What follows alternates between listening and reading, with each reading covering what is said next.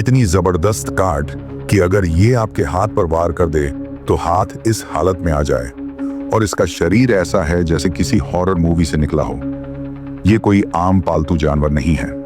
ये सेंटीपीड्स कन खजूरे 1 फुट तक लंबे हो सकते हैं और इनके पास ऐसे नुकीले दांत होते हैं जैसे डरावनी फिल्मों में होते हैं। अब मैं आपसे पूछता हूं, क्या आप इन्हें अपने घर में पालना चाहेंगे?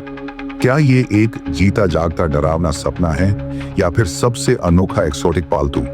इनके डंक की ताकत इतनी खतरनाक है कि कुछ लोग इसे दुनिया के सबसे खतरनाक डंक में से एक मानते हैं। और इसी वजह से सोचने पर मजबूर होना पड़ता है कि आखिर कोई ऐसा जानवर पालतू क्यों बनाएगा। ये हैं कॉयोटी पीटरसन, जो डंक खाने का काम करते हैं। और ये वही पल है जब उन्हें एक विशालकाय सेंटीपीड ने डंक मारा। कुछ लोग इन्हें प्यारा कहते हैं, कुछ कहते हैं कि इन्हें गलत समझा गया है और कुछ इन्हें बेहद डरावना मानते हैं। लेकिन क्या यही उन्हें परफेक्ट पालतू बनाता है या फिर ये सिर्फ एक खतरनाक लत है? इस वीडियो में मैं एक विशाल सेंटीपीड खरीदने जा रहा हूँ। उसके लिए एक शानदार रेगिस्तानी घर बनाऊंगा और उसे 3 अलग अलग पालतू चुनौतियों से गुजारूंगा ताकि पता चल सके कि क्या ये जीव वाकई गलत समझा गया है या फिर ये बस एक खतरनाक जुनून है। तो मैंने एक विशाल वियतनामी सेंटीपीड ढूंढ लिया है जिसकी कीमत करीब $50 है। ये दिखने में काफी बड़ा लग रहा है, तो चलो इसे शॉपिंग कार्ट में डाल देते हैं और उम्मीद करते हैं कि कुछ दिनों में ये हमें डाक से मिल जाएगा। जब तक ये डाक से आ रहा है तब तक हम इसके लिए एक शानदार घर बनाएंगे और इसके लिए हमें चाहिए कुछ कंकड़, मिट्टी और चट्टाने। मैंने कुछ बड़े पत्थर, कुछ छोटे पत्थर और कुछ रेत इकट्ठा की है। साथ ही नीचे बिछाने के लिए नारियल के रेशे, कोकोनट फाइबर भी ले आया हूँ। सारी चीजें इकट्ठा करने के बाद मैंने एक 20 गैलन का टैंक लिया है जिसमें हम इसका घर बनाएंगे। सबसे पहला स्टेप है फॉरेस्ट फ्लोर बनाना। मैंने सबसे पहले मिट्टी की एक परत डाली। अब मैं इसे अच्छे से फैला देता हूँ। अब मैं ऊपर थोड़ा कोकोनट फाइबर डालने वाला हूँ। मैं कोकोनट फाइबर इसलिए डाल रहा हूँ ताकि सेंटीपीड आसानी से जमीन के नीचे खुदाई कर सके। अब जब हमने फर्श तैयार कर लिया है तो अगला स्टेप है इंक्लोजर में चट्टाने डालना। मैं चाहता हूं कि इसमें बहुत सारी चट्टाने हों क्योंकि सेंटीपीड्स को इनके नीचे छुपना पसंद होता है। अब मैं छोटे छोटे पत्थर चारों ओर फैला रहा हूं, जैसे ये वाला। कुछ छोटे ग्रेवल के टुकड़े भी इसमें डाल रहा हूं। मेरा मकसद है कि इस पूरे सिस्टम को जितना हो सके असली वातावरण जैसा बनाऊं ताकि हमारा सेंटीपीड अपने नए घर में आराम से रह सके। साथ ही मैं छोटे पत्थर और रेत भी फैला रहा हूं ताकि उसके पास शिकार करने के लिए कई छिपने की जगह हों। और हाँ, एक चीज डालना भूल गया था। यह है हीट पैड जो गर्मी बनाए रखेगा। और सेंटीपीड को थोड़ा गर्म कोना पसंद आता है जब वो घोंसला बनाते हैं, तो मैं इसे टैंक के नीचे यहीं कहीं रखूंगा ताकि उसे एक प्यारी सी गर्म जगह मिल सके। अब जब टैंक पूरी तरह सेट हो चुका है तो बस हमें इंतजार करना है कि सेंटीपीड डाक से आ जाए। ठीक है, तो मुझे अभी ईमेल आया जिसमें लिखा था कि वियतनामी सेंटीपीड्स खत्म हो गए हैं, इसलिए अब वो मुझे मलेशियन चेरी बॉम्ब सेंटीपीड भेज रहे हैं। लेकिन आखिरकार 2 दिन बाद सेंटीपीड आ ही गया। अब जब ये आखिरकार आ ही गया है तो मैंने फैसला किया कि मैं इसका नाम थॉमस रखूंगा। अब मैं इसे छू कर देखना चाहता हूँ कि ये नरम है या सख्त। तो थॉमस के बारे में मेरी पहली प्रतिक्रिया ये है कि ये सच में बहुत कूल है, लेकिन मैं पूरी तरह समझ सकता हूँ कि लोग इन्हें इतना डरावना क्यों मानते हैं। लेकिन सेंटीपीड्स की एक दिलचस्प बात यह है कि इनके पास 100 टांगे होती हैं। दरअसल इन्हें सेंटीपीड कहा ही इसलिए जाता है क्योंकि सेंटी का मतलब लैटिन में 100 होता है। तो अगर इनके पास एक भी टांग ना होती तो शायद इनका नाम सिर्फ पीड होता। जैसा कि मैंने शुरुआत में कहा था, हम थॉमस को 3 शरारती और मजेदार गतिविधियों से गुजारेंगे ताकि पता चल सके कि क्या थॉमस एक अच्छा पालतू है या फिर ये सिर्फ एक खतरनाक जानवर है जिसे कभी पालना ही नहीं चाहिए। तो पहली गतिविधि जो मैं करना चाहता हूँ वो ये है कि थॉमस को समुद्र किनारे ले जाया जाए और साथ में सूर्यास्त देखा जाए।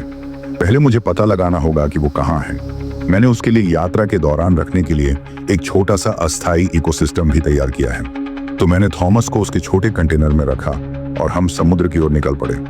ठीक है थॉमस, सीट बेल्ट बांध लो, तैयार हो जाओ। मुझे नहीं पता कि थॉमस को म्यूजिक पसंद है या नहीं, लेकिन थॉमस, तुम्हें जूस VRLD पसंद है क्या?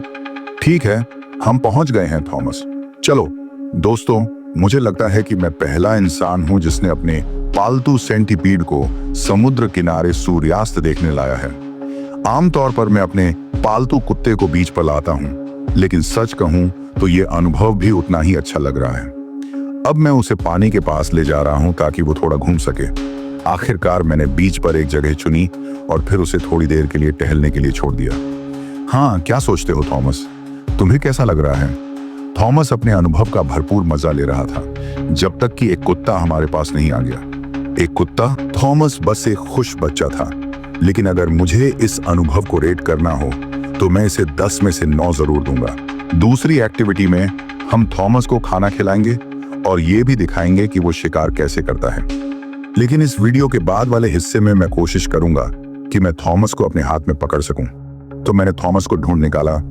आप उसकी 2 एंटीना से उसे देख सकते हैं। मैंने एक पेंट ब्रश से उसका आसपास का एरिया साफ किया, फिर मैंने कुछ मीलवर्म्स कीड़े टैंक के अंदर डाल दिए। थोड़ी देर बाद वो जमीन से बाहर निकला, उसे कोई गंध मिली और उसने शिकार करना शुरू कर दिया। थॉमस अपनी एंटीना की मदद से अपने खाने की तलाश करता है, लेकिन फिर वो थोड़ा सुस्त हो गया और जमीन के नीचे चला गया। तो मैंने एक मीलवर्म उसके ऊपर रख दिया ताकि वो खुदाई करके शायद थॉमस तक पहुंच जाए और खुद ही शिकार बन जाए। आप देख सकते हैं कि कीड़ा खुदाई करने लगा, लेकिन वो पूरी तरह थॉमस तक नहीं पहुंच पाया। लेकिन उसे एक और कीड़ा मिल गया जिस पर वो टूट पड़ा। सिर्फ कुछ ही सेकंड्स में थॉमस का जहर कीड़े को लकवा मार देता है, यानी वो बिल्कुल सुन्न हो जाता है। अब थॉमस का प्लान है कि वो पूरा कीड़ा अकेले खा जाएगा। दरअसल एक ही मीलवर्म एक सेंटीपीड के लिए 1 हफ्ते भर की भूख मिटाने और एनर्जी देने के लिए काफी होता है। थॉमस ने अपना मीलवर्म मजे से खाया और पूरा निगल लिया, और थोड़ी ही देर में जब उसने पूरा कीड़ा खा लिया, वो वापस अपनी बिल में चला गया।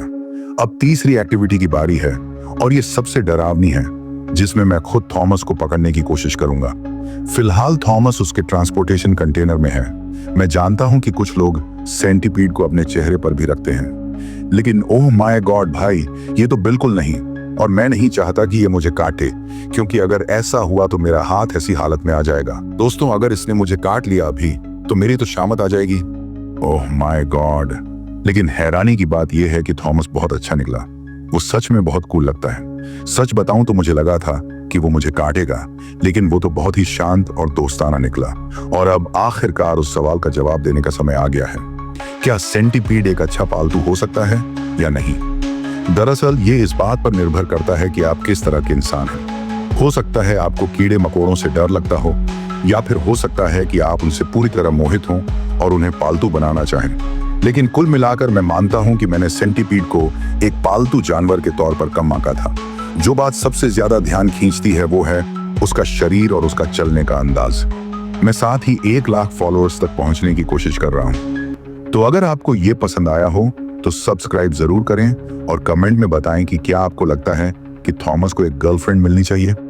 खैर, अगर आपको यह वीडियो पसंद आए तो वीडियो को लाइक करें और हमारे चैनल को सब्सक्राइब करना न भूलें, ताकि हम आपके लिए इसी तरह की और शानदार वीडियो लाते रहें।